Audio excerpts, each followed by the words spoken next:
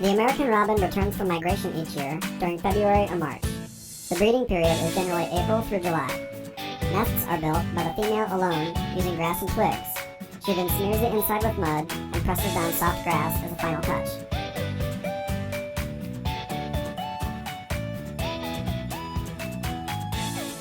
On April 7th, it was evident that the first egg had been laid. Robins can have 2 or 3 broods per season with a clutch size of 3 to 5 eggs. This sparrow appears to be harmlessly investigating the nest, perhaps to simplify the task of finding nest supplies of its own. Harmless as it may be, the female robin returns to make it known this nest is not vacant. The next opportunity seems prime for the sparrow, and the commitment to acquire some nest materials becomes clear.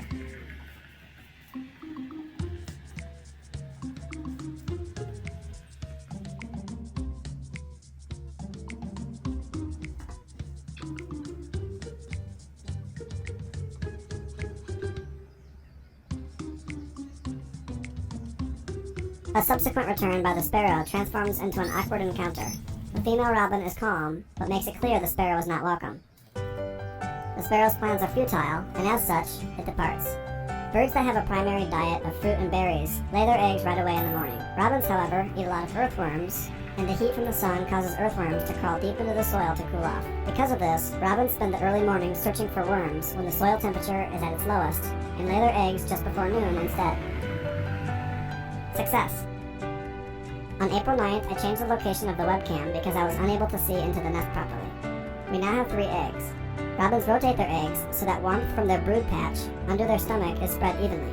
If too much heat is concentrated in one spot, the unborn robin may adhere to the inside of the shell. Female robins almost always stay on the nest during inclement weather, even as juvenile hatchlings become older. The time has come for the first egg to hatch. The incubation period for robins is around 14 days.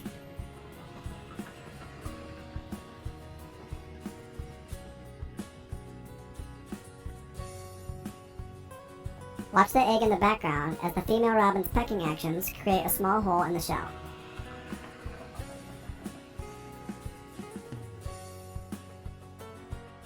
Once the outside of the shell is compromised, it's time to come out.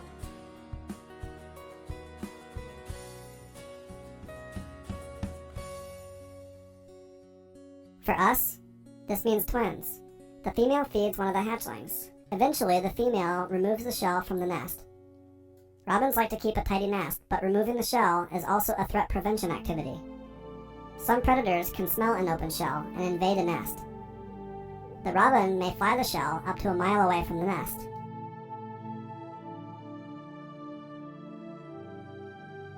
Removing the shell, of course, is only a prevention technique. The threat of predators is still very real. You may have already noticed a stark change in the robin's demeanor. This robin is taking a defense position. The noise you just heard was a crow landing on the deck railing.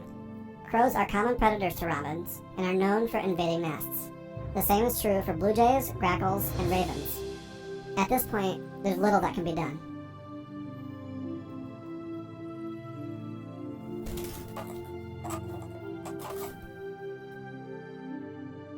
The actions of the crow cracked the remaining egg, which caused the hatchling to emerge.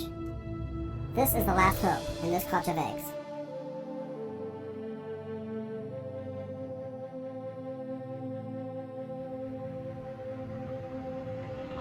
Crime scenes, however, are often returned to.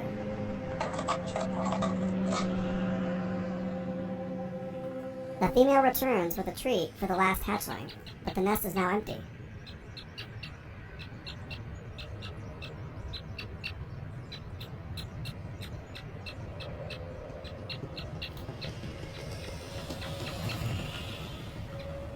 With an empty nest, there's no reason to stay.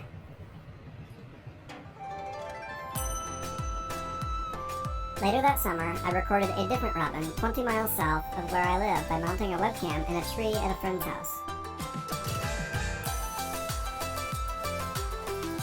The egg-laying process is no different than we saw before. This robin lays a total of 3 eggs as well. The robin protects the egg from the rain, but it can do little to protect the nest from being discovered by the neighbor's daughter. A Approaching the nest, especially when eggs are present, obviously upsets the female robin.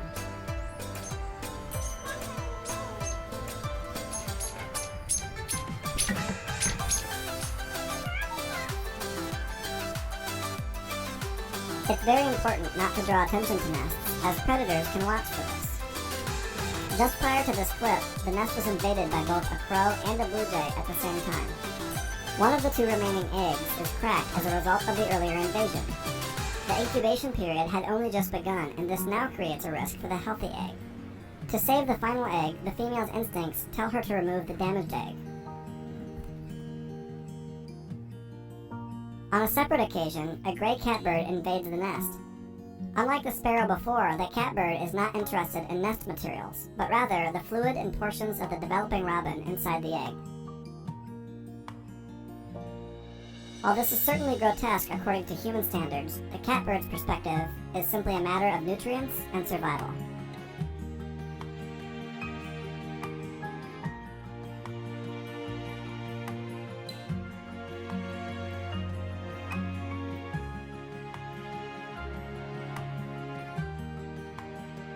It appears as though this even applies to the very species that laid the egg.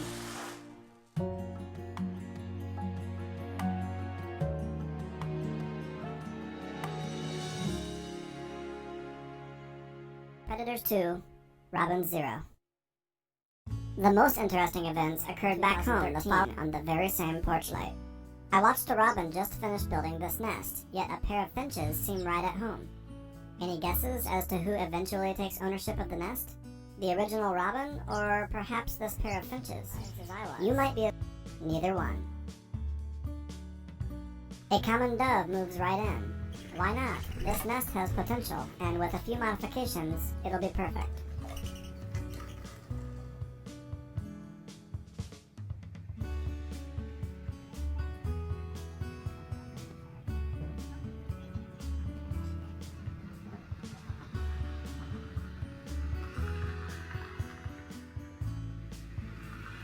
Look at that, a pristine white egg. Strangely enough, however, the very next day both the egg and the doves were gone, as quickly as they appeared. I then removed the nest. The breeding period was still active, and it wasn't long before another nest was built. Again by a robin.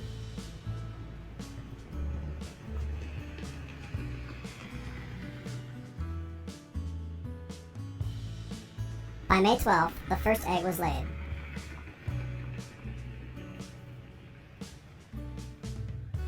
If the outdoor temperature becomes excessive, robins maintain their body temperature by opening their mouth and panting.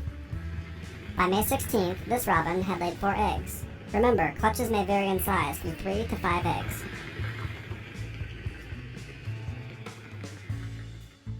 On May 25th, 2 eggs had gone missing. Given the track record so far, I assumed a predator had invaded the nest. Or perhaps the eggs were blown from the nest by strong winds from the summer storms we've been having.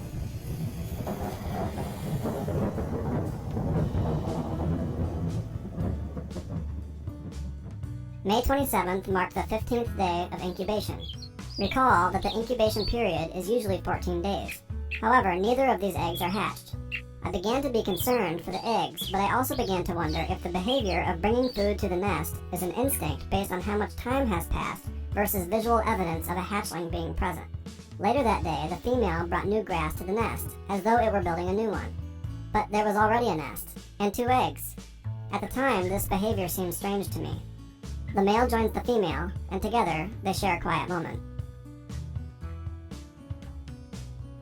Remember how I mentioned the female almost always stays on the nest during inclement weather? The biggest storm of the summer, and no mother to be found. I began to think the eggs were infertile. If we take a look at the data, the female robin initially laid a single egg per day, as we would expect. Then the incubation period began.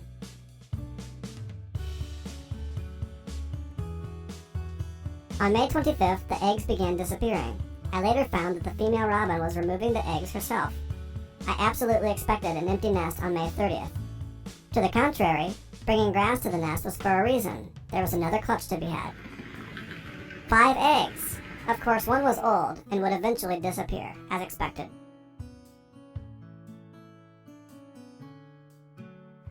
On June 12th, the first egg hatched. This hatchling barely has enough strength to lift its disproportionate head. Later that day, the female reveals to us twins again. A nest of 3. Let the feast begin.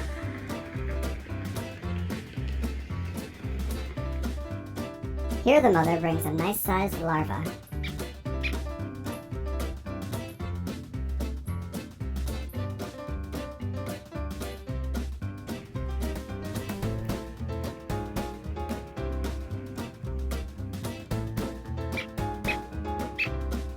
This one is too large for the youngest of the 3.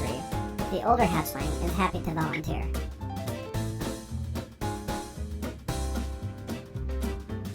Now all 4 eggs have hatched.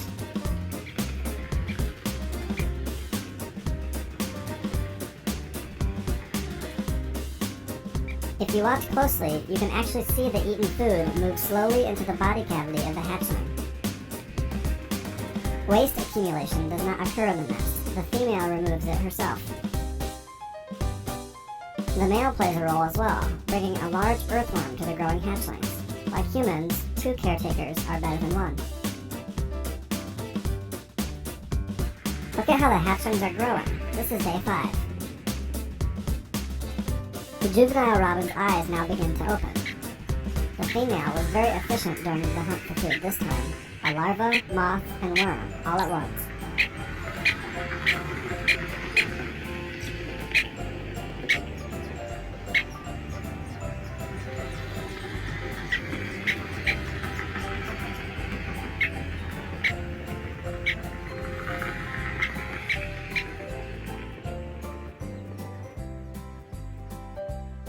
Juveniles pant in the summer heat just like adults.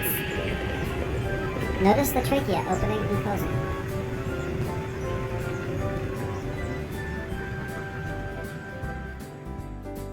On June 21st, a decent-sized storm came through. Now you can see what it looked like for me to watch this experience from inside. Look at that wind. Watch the female on the porch rail eat a worm. Lightning strikes and she flies up to protect the nest.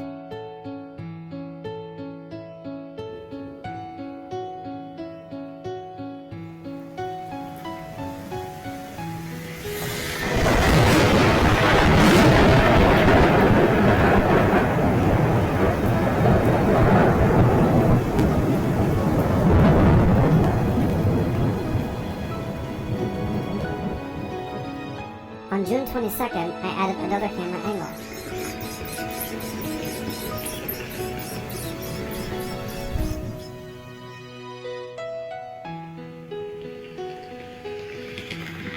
One of the juveniles stands out among the rest. This one is preparing to leave the nest the following day. When a juvenile robin leaves the nest, it's referred to as fledging the nest. In this case, it's almost questionable whether it was on its own initiative or if it had help from it. It lands safely in a plastic container with leftovers of an old box garden I had. The robin's senses are on high alert. Everything it's experiencing is brand new and a bit of a challenge.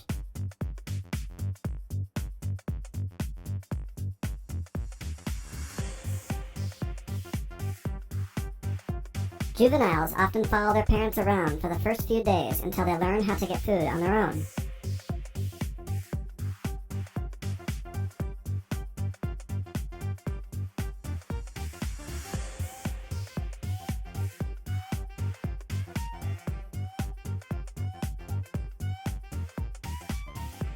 This juvenile is in a stray nest, but there's more freedom to be had. The distance from the deck to the ground is greater than the distance from the nest to the deck. Time for a moment of reflection.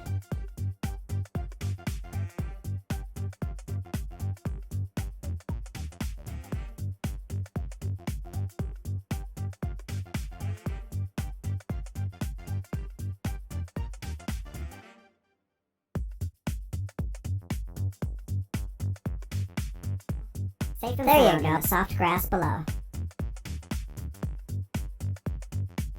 The next juvenile is ready to fledge the nest the following day. A little practice first, and maybe a push from the siblings again.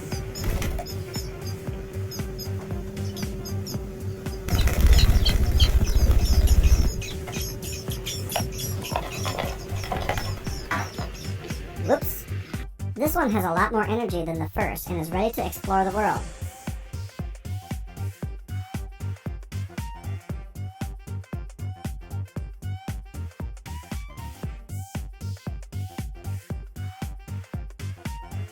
Where should I go?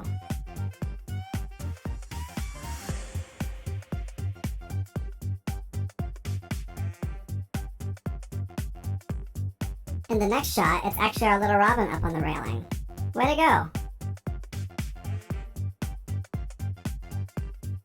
What a big world out there. And a good headwind for a nice takeoff.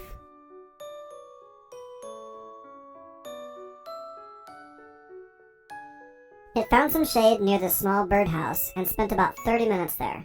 Like the first, it received some dietary support.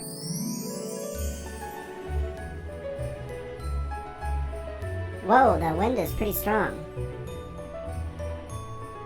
Now it's calmed down a bit. Here we go, and...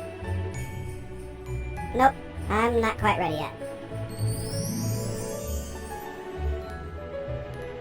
You can see the intention in this one. Finally, it's ready to fly. It looks like it may have flown onto the roof, but the wings need a few days to develop yet. Like the first, it landed safely in the grass below. The day the third one fled the nest, I had surgery and was unable to record it. The fourth one, however, is ready to go. This one was stubborn and did not want to leave the nest for several days. As it departs, I'd like to thank you for watching Tragedy and Triumph, an American Robin documentary.